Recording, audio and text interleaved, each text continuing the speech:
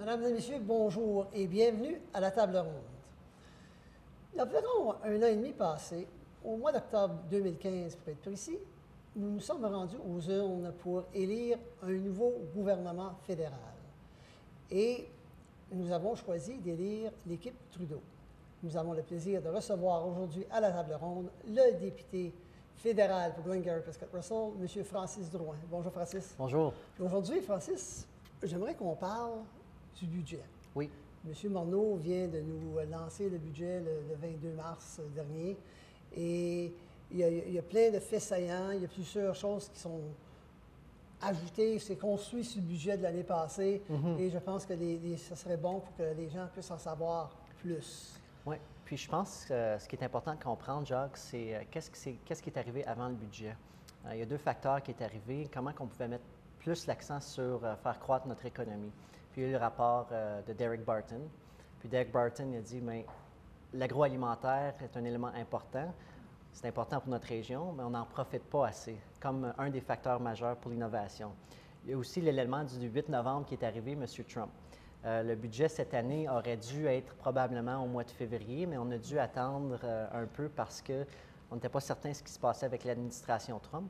Puis si tu te rappelles, au mois de janvier, même il y a eu un remaniement du cabinet justement pour s'assurer que les bons joueurs de l'équipe, ceux qui avaient des bons contacts avec les États-Unis, soient là. Dont notre collègue justement, M. Leslie, qui sa tâche primaire, c'est de faire affaire avec les États-Unis. Alors le 22 mars, le budget a eu lieu. On a mis l'accent sur encore l'infrastructure, mais cette fois-ci, on a développé plus notre plan sur les infrastructures sociales, dont le logement abordable. 11,2 milliards de dollars sur 10 ans qui va permettre aux comtés unis, par exemple, de bâtir plus de logements sociaux pour les personnes âgées ou pour les familles. On sait qu'il y a un manque partout au Canada pour du logement abordable, puis même à Toronto, je pense que les maisons cette année ont augmenté de 30 Donc, ça devient très difficile pour une mère seule avec plusieurs enfants qui doit élever sa famille d'avoir accès à un logement. Donc, c'est pour ça qu'on met l'accent sur le logement abordable. Et même ici à Ottawa, oui. Dernièrement, c'était dans les manchettes dans la dernière semaine, où une maison qui était à vendre pour 437 000 s'est vendue juste au-delà de 500 000 Exactement. Ça fait qu'Ottawa, il commence à avoir un réveil, ça me fait peur de dire ça, là, mais il commence à y avoir une accélération des coûts. Exactement. Et je pense que c'est important que les gens qui en ont besoin puissent l'avoir. Oui. Mais pour y arriver, présentement, l'année passée, le déficit, on le chiffre à peu près à 28 milliards de dollars, ou l'année qui vient juste de finir. Ça, c'était un estimé. Et pour l'année qui va suivre, l'année 2017-2018, je pense qu'on est à l'entour de 25 milliards. Est-ce que je me trompe? C'est ça. Puis cette année, on a chiffré ça à 28, mais je pense qu'on est arrivé à 23 milliards, si je ne me trompe pas. Puis cette année, c'est 25. Puis on met toujours une marge de manœuvre pour s'assurer qu'on ait accès justement à pas trop minimiser les chiffres parce qu'évidemment, on est le gouvernement. Donc, on demande au secteur privé qu'est-ce que ça va être la croissance économique pour le PIB cette année. Oui. Puis normalement, on va être beaucoup plus conservateur dans nos avances. D'accord. Puis sur le déficit, on entend beaucoup souvent les gens dire, ou certains gens dire, « Oh mon Dieu, vous êtes comme la Grèce, vous endettez le Canada. » On est très loin de là. Notre PIB se trouve à 30 de la dette sur le PIB, le ratio PIB sur la dette se trouve à 30 à peu près, puis on garde ce chiffre-là. Quand on entendait à 20,55, vous allez être en 1,5 milliard, 30 trillions de dollars en déficit et en dette. C'est affreux, mais en réalité, ce serait 17 du PIB sur la dette. Alors, c'est quand même un bon ratio. C'est un bon ratio. Oui. Mais à un moment donné, il faut quand même garder le contrôle là-dessus. La trajectoire, oui. Puis ça, c'est le département des finances qui a fait un rapport sans prendre en compte ce que nous, on fait justement afin de faire croître l'économie. Mais ce qui est important, la chose la plus importante dans ce rapport-là, c'est le fait qu'aujourd'hui, on a 5 employés pour un retraité. En 2055, on va avoir 2 employés pour un retraité. Donc, ce qui veut dire qu'il va falloir produire plus avec moins. Et c'est pour ça qu'on mise beaucoup sur l'innovation, parce qu'il faut trouver des nouvelles façons de créer des choses sans avoir besoin d'autant de main-d'œuvre. Il y a l'innovation, il y a la technologie qui est là. Oui. Et évidemment, ce facteur-là de formation de la main-d'œuvre, qu'elle soit jeune, qu'elle soit plus âgée, c'est un facteur important si j'ai bien compris le document du budget. Absolument, parce qu'en ce moment, juste dans l'agroalimentaire, par exemple, on a une pénurie majeure. On a des plans juste d'après Scott Russell, par exemple, il reste un abattoir. Et si je ne me trompe pas, la personne a plus de 50 ans, pas de relève. Alors, comment est-ce qu'on fait pour s'assurer que nos agriculteurs aient accès à un abattoir local? Parce que ça crée des emplois. Oui. Mais il faut former la main-d'œuvre, il faut encourager la main-d'œuvre à se joindre dans des domaines où est-ce que pendant les 10, 15, 20 ans même, ça n'a pas été très, très populaire. Alors, c'est important de mettre l'accent sur la formation. Les collèges et l'université vont jouer un grand rôle dans ce domaine-là. D'accord. Et les gens qui sont sur le marché du travail, qui perdent leur emploi, est-ce qu'il y a quelque chose de prévu pour eux? Oui, justement, l'accès à la formation, c'est important. On le sait, puis même dans 10, 20, 30 ans, les emplois, on ne sait plus si les gens vont garder leurs emplois pendant 30 ans ou s'ils vont faire la même chose. Ils vont peut-être nécessairement garder leurs emplois, mais ils vont faire quelque chose de différent. Donc, la formation, c'est plus une fois que tu vas au collège, c'est fini. C'est la formation continue. Et c'est pour ça on veut aider les collèges, l'université à se joindre, même en créant des programmes à travers l'assurance-emploi, justement pour ceux qui ont malheureusement perdu leur emploi, mais on leur donne une deuxième chance. D'accord.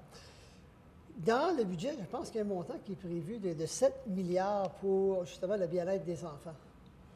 Oui. Et qu'est-ce qu'on veut accomplir avec ça? Parce que c'est 7 milliards, mais répartis sur 10 ans. Exactement. Et ce qu'on veut faire, c'est créer plus de places pour des garderies. Ça, c'est une des choses qu'on veut faire parce qu'on remarque, malheureusement, au Québec, ils ont un bon programme. En Ontario, on a beaucoup de gens et il manque des fois des places. Et les provinces, toutes les provinces à travers le Canada nous demandent une aide financière et c'est ça qu'on fait avec ces argents-là. C'est pour permettre justement, aujourd'hui, c'est plus juste l'homme ou l'homme qui travaille, c'est l'homme et la femme qui travaillent, mais ça prend une place pour des garderies. OK. Dans le budget, il y avait justement mention, étant donné qu'on parle de l'homme et de la femme, Oui. d'une égalité des sexes ou de mieux niveler le terrain de jeu, si on veut. Oui. Alors, comment allez-vous faire pour arriver là? Bien, on a un engagement concret sur l'équité salariale. Donc, on va présenter, il y a un comité permanent qui a fait une étude sur l'équité salariale. La ministre du Statut de la femme a fait un réengagement même dans le budget pour présenter un projet de loi sur l'équité salariale. Et l'autre, c'est on a présenté 100 millions justement pour, malheureusement, la violence à caractère sexuel qui existe dans notre société encore aujourd'hui. Oui. Et l'autre chose, je pense, qui est important, c'est que toutes les décisions qui sont faites par le gouvernement, il y a un œil, il y a finalement une loupe qu'on met sur quel est l'impact sur l'autre sexe. Et ça ne faisait pas partie des décisions auparavant. Puis je pense que c'est important parce que parfois, il peut y avoir des exemples où est-ce que ça pourrait avoir un impact négatif sur la femme sans même y penser. Ah, d'accord. Et vice-versa, il peut y avoir des impacts sur les hommes Absolument, à l'occasion. absolument. On a parlé pendant des décennies des problèmes que ça causait aux femmes, mais là, de nos jours, des fois, il y a des problèmes que ça cause il y a des problèmes à l'autre membre de la société. Bien, nous, on est deux hommes, mais ça cause d'autres problèmes pour nous, mais il y a encore beaucoup de rattrapage à faire au niveau des femmes. D'accord.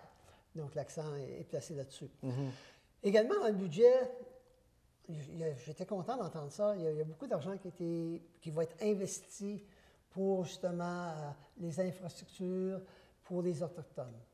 Je pense que c'est quand on regarde justement la communauté dans le nord de l'Ontario, puis je suis allé voir ça sur la carte à un moment donné, puis je dis, ils sont où, eux autres? J'ai oublié le nom exact, mais ils sont dans le milieu de nulle part. C'est comme, il n'y a rien alentour, pour 100 000 alentours, puis ils sont une communauté d'environ 3 000. Puis là, c'est annoncé tout de suite après le budget, ou juste avant le budget, qui était pour les déménager. Alors, mais ce n'est pas la seule communauté qui a des problèmes. Non, il y a certaines communautés, ce n'est pas toutes les Premières Nations, les Autochtones qui ont de la misère. Il y en a qui sont plus avancés que d'autres, mais il y en a encore qui n'ont pas accès à l'eau. En 2017, il y a encore des communautés qui n'ont pas accès à l'eau. Alors, les infrastructures très de base, qu'aujourd'hui, ici à Rockland, on se parle, moi et toi, on a accès à de l'eau, on n'a pas de problème. Donc, je remercie le maire Desjardins, mais encore dans des réserves, ils ont un manque d'eau potable. Alors, ça, c'est un problème. L'autre problème, c'est qu'avec les changements climatiques, souvent, les Premières Nations dépendent, pour créer de l'électricité, ils dépendent sur le diesel. Mais s'il n'y a pas de route, on appelle ça des winter roads, Ah oui. ils ne durent plus aussi longtemps. Donc, comment on fait pour les transformer, pour créer de l'énergie solaire dans le nord? Justement, dans le nord de l'Ontario, il y en a beaucoup d'exemples, parce qu'ils doivent transporter leur diesel par l'avion. Donc, il coûte plus cher. Oui. Donc, au lieu de dépenser de l'argent pour transporter du diesel par l'avion, ça, c'est des argents qu'ils pourraient être dépensés pour offrir des services à leur population. Et de cette façon-là, ce serait plus facile pour les nourrir puis avoir des services adéquats comme nous, on connaît ici, là, plus dans le sud. Exactement. Puis, il faut se rappeler que là-bas, bâtir une maison qui nous coûterait ici 200 300 000 ce n'est pas le même prix là-bas. C'est beaucoup plus cher. On a vu ça quand le gouvernement fédéral a octroyé un contrat pour la reconstruction d'unités.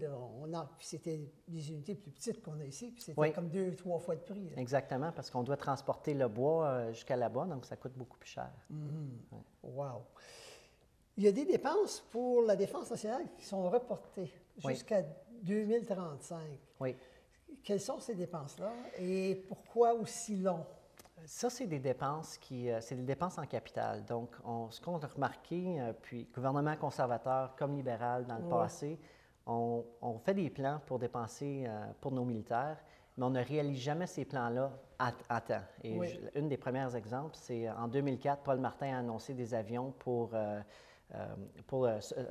nos Search and Rescue Fixed Wing Star, exactement. Oui. En 2008, Peter MacKay a annoncé ça encore, et là, on vient d'annoncer le contrat. Ils ne sont pas bâtis encore. Donc, ça a pris quasiment 15 ans avant que ces avions-là, qui ne sont toujours pas bâtis encore, 15 ans avant que ça se réalise. Donc, là, on fait ça avec nos avions de chasse.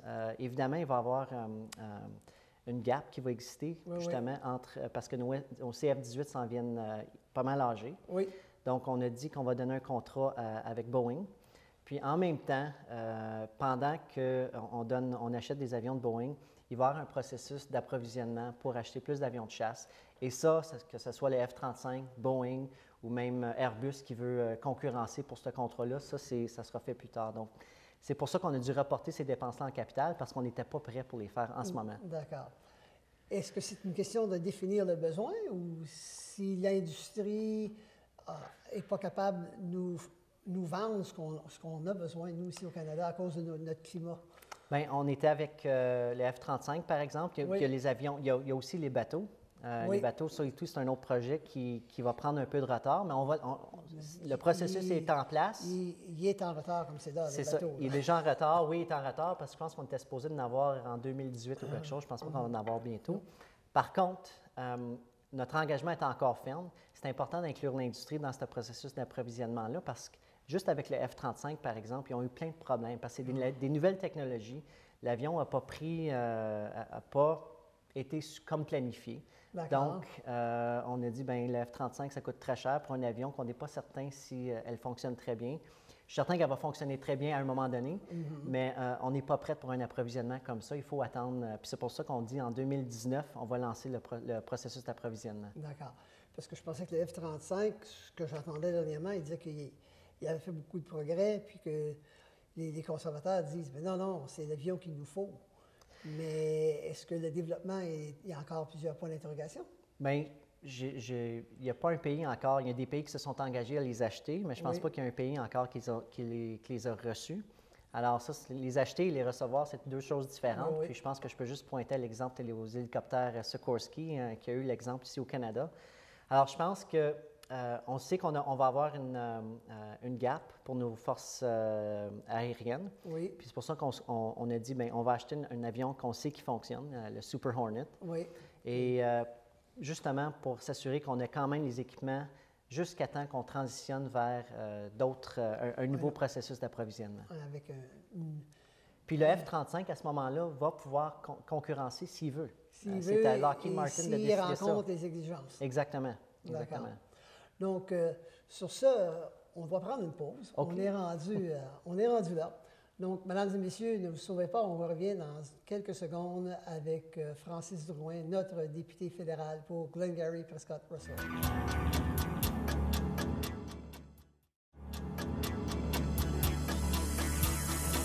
Merci d'être demeurés avec nous, mesdames et messieurs. Nous continuons notre discussion avec notre député fédéral, Francis Drouin. Francis,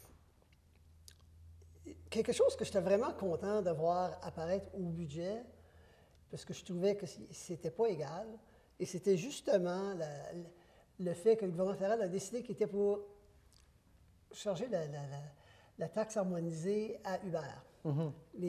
Finalement, les traiter comme une compagnie de taxi, ce qu'ils sont.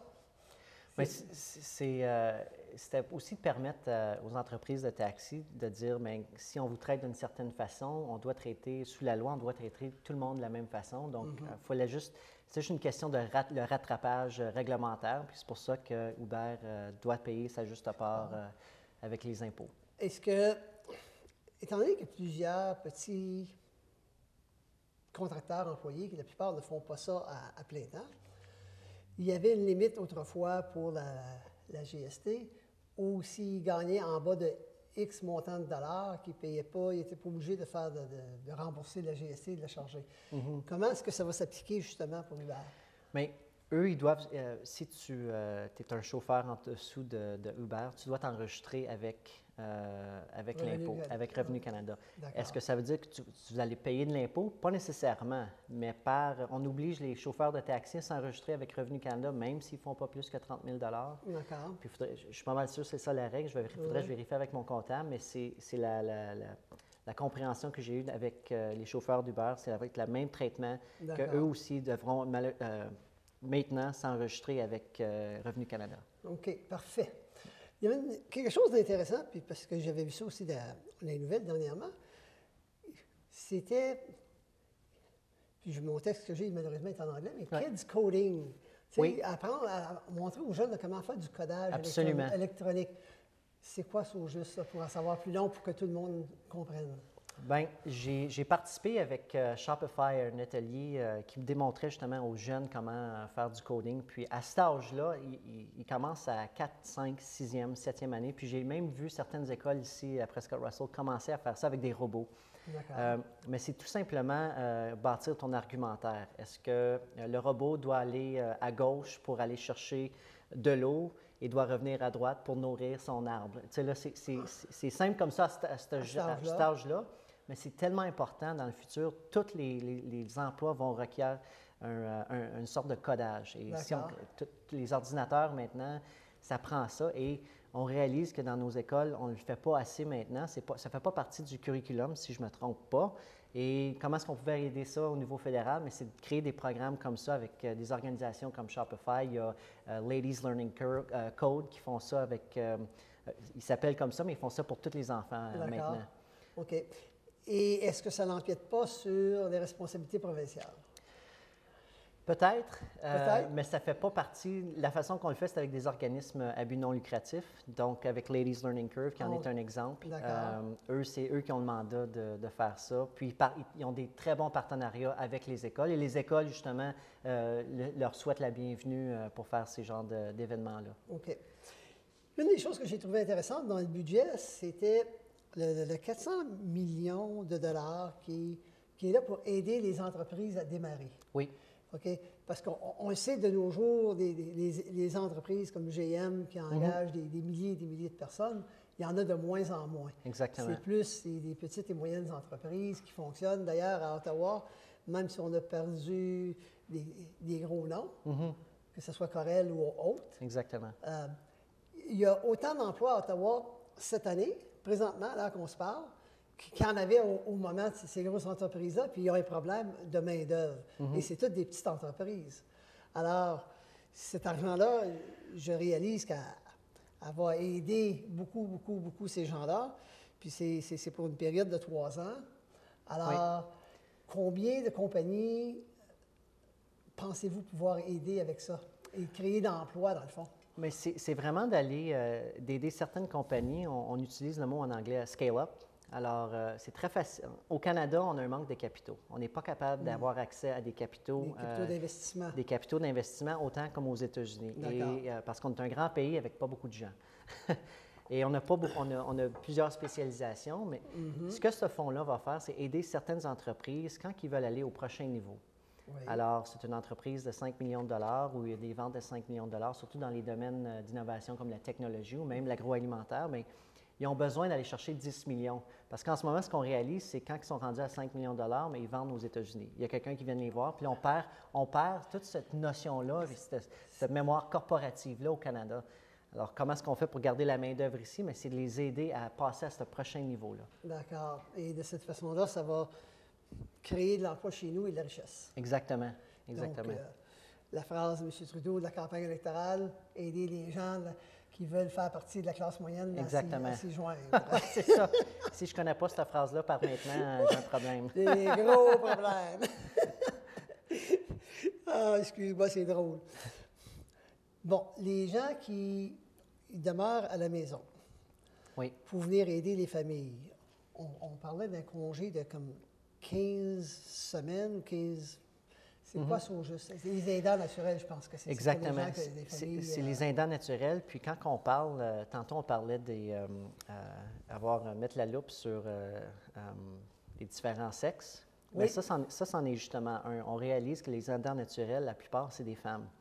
Alors, on voulait donner plus d'argent et étendre ce montant-là pour 15 semaines. Puis je pense qu'en ce moment, c'est de 9 à 12 semaines. Donc, ça te donnerait à peu près un mois de plus, justement, pour pouvoir prendre soin de leur aider. Aider les gens qui sont dans la famille qui sont vraiment malades. Exactement. Que ce soit des parents. On a une population vieillissante, fait que je peux juste voir ça, que ça va croître de plus en plus dans les prochains 5, 10, 15, 20 ans à venir. D'accord. Ça, je trouve ça vraiment intéressant. Ici, on parle d'innovation. Oui. 950 millions sur 5 ans. Oui. Quel genre d'innovation est-ce que le gouvernement recherche? Justement, sur le projet, le rapport de Derek Barton, avec le ministre Bain, on a mis l'accent sur quelques piliers dans l'innovation. Puis il y en a un, c'est l'agroalimentaire. On a mis un échéancier par 2025. On veut augmenter nos exportations agroalimentaires jusqu'à 75 milliards de dollars. Comment est-ce qu'on fait ça? Là, on a un échéancier, mais c'est en créant des fonds comme ça pour permettre, c'est pas seulement pour les agriculteurs, mais comment on fait pour rajouter de la plus-value dans nos produits locaux. Alors, il faut les transformer. Ici, en ce moment, il y a beaucoup d'agriculteurs qui envoient leurs produits, ceux qui exportent, qui envoient ça soit aux États-Unis, c'est transformé aux États-Unis, ça revient au Canada. Donc, comment on fait pour garder nos produits chez nous et nos produits de base chez nous pour les transformer? Mais c'est en créant des fonds comme ça pour permettre justement aux entreprises à avoir accès, juste leur donner un petit coup de main. Parce que souvent, on parle de 950 millions sur 4 ans, mais ce n'est pas 100 payé par le gouvernement. C'est une petite part, c'est une petite partie de la tarte. C'est un coup de pouce. C'est ça, ça crée un effet de levier. D'accord. 125 millions pour les intelligences artificielles. Oui. Pourquoi les intelligences artificielles? Est-ce qu'on voit ça de nos jours dans la société? Bien, on le voit souvent dans la robotique, mais on le voit souvent dans nos ordinateurs, justement, comment il y a des logiciels qui sont créés et ils font référence à l'intelligence artificielle. Et on le voit souvent aussi, je n'ai pas besoin de le mentionner, mais les compagnies, les entreprises de l'automobile, je pense que c'est là que tu voulais m'amener. Oui, j'attendais. Oui, mais des entreprises comme Tesla, et le Canada est très bien positionné justement pour le pilier de l'intelligence artificielle. Et on a des grandes entreprises d'automobiles ici en Ontario, et même notre région ici en bénéficie parce que ça peut être des fournisseurs à ces entreprises-là. Donc, si on est capable d'amener plus d'entreprises qui misent sur l'intelligence artificielle, surtout sur le côté de l'automobile, parce que je pense que c'est juste une question... Mais ça existe déjà, mais c'est une question de temps avant que ça soit disponible à la population. Disponible, puis que tous les paliers gouvernementaux aient la confiance que ça va livrer ce qu'ils disent que ça va livrer. Exactement. Parce qu'il y a ce facteur-là, il ne faut pas oublier. Après ça, on va avoir la conversation avec Transport Canada, justement, pour... ramener la réglementation à jour. Toujours du rattrapage. Oui. Toujours. Excuse-moi. Dans le budget, il y a eu la fameuse syntaxe. Il y en a qui étaient ajoutés. Et j'ai trouvé que le gouvernement avait eu beaucoup de retenue. Parce que 1 sou pour une bouteille de vin, 5 sous une caisse de bière, et il y avait quelques sous aussi pour... les spiritueux, je crois. Donc, pourquoi une retenue aussi forte? Ce qu'on réalise, c'est que chaque gouvernement, que ce soit n'importe quelle couleur, il y a des revenus à aller chercher. Comme on dit, on est en déficit en ce moment. On a fait des choix, mais il faut financer ces choix-là pour justement ramener l'équilibre budgétaire. C'est pour ça que je trouve que vous avez été timide dans l'augmentation de la Oui, taxe. mais il faut, si ce serait trop haut, mais là, on risque de réduire les ventes, justement. Puis moi, on a 4 microbrasseries ici à Prescott Russell, donc j'étais content que c'était pas aussi, l'impact n'était pas aussi important. Mais ça, c'est les choix qu'on fait de la société. Il y a quand même un coût avec l'alcool à la société.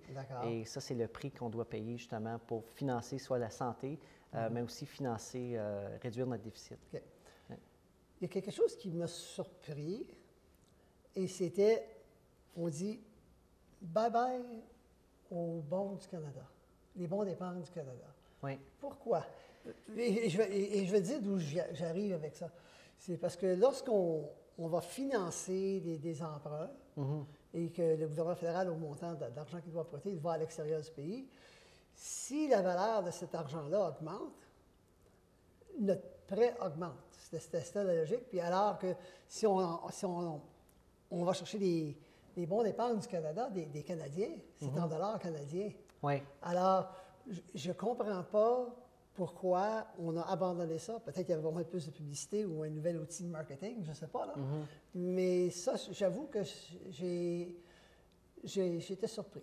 Je pense que depuis j'ai pas vu les chiffres, mais j'ai vu des chiffres à un moment donné, mais les bons d'épargne n'étaient plus quelque chose qui était aussi utilisé quand ça suit les taux d'intérêt. Hein? Donc, je pense que le taux d'intérêt est à 0,25 %. Donc, est-ce que, même si on voudrait les vendre, est-ce que les consommateurs feraient le choix d'aller faire un investissement avec les bons d'épargne ou ils désirent plutôt aller vers un autre placement de produits? Donc, je pense que c'était ça l'argumentaire. C'est oui, on a un déficit, oui, il faut aller chercher l'argent, mais on n'aurait quand même pas été capable d'aller chercher ça juste avec les bons d'épargne. En 1980, par exemple, lorsque les taux d'épargne étaient à 18-20 mais là, c'était très attirant. C'est un programme qui fonctionnait très bien, mais aujourd'hui, de plus en plus, on réalisait que c'était plus aussi utilisé. C'était plus aussi utilisé, c'était plus aussi attrayant. Pourquoi est-ce qu'on abandonne le crédit d'impôt pour le transport en commun? Mais le rationnel qu'on a été donné il y a quelques années, quand le crédit d'impôt pour le transport en public a été créé, c'était que ça va encourager les gens à prendre de plus en plus de transport en public. Ça ne l'a pas fait. D'accord. Est-ce que ça l'aide les gens dans le niveau de la pauvreté, un crédit d'impôt? Quand tu ne payes pas d'impôt, tu n'as pas de crédit d'impôt. Fait que c'est aussi simple que ça. On a des choix à faire et nous, on a décidé d'investir dans les transports en public. Et malheureusement, il faut prendre des choix des fois difficiles, mais ce n'était pas quelque chose qui incitait les gens à prendre le transport en public. D'accord.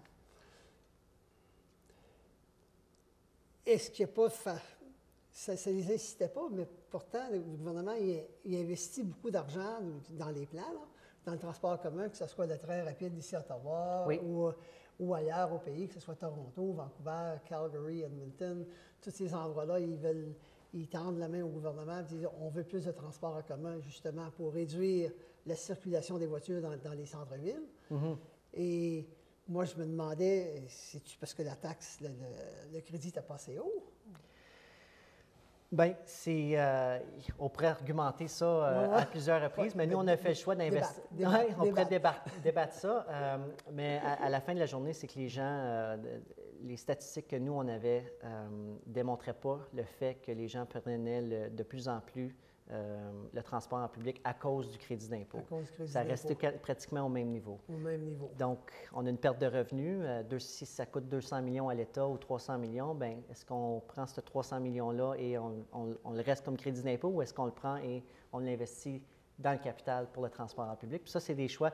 Ça, c'est les choix du gouvernement. Hein? C'est des coûts d'opportunité qu'on doit avoir. C'est des décisions politiques. C'est ça. Puis, donc, en tout cas, je te remercie bien gros, Francis, d'avoir pris le temps de venir nous parler à nous, les gens de Clarence Rockland et des environs, parce que c'est de l'information que le public n'a pas vraiment aussi facilement que ce que tu viens de nous livrer. Donc, là-dessus, je te remercie bien beaucoup. Ça me fait plaisir. Et sur ce, mesdames et messieurs, j'espère que vous avez apprécié les informations que Francis nous a transmises. Et je vous dis à la prochaine.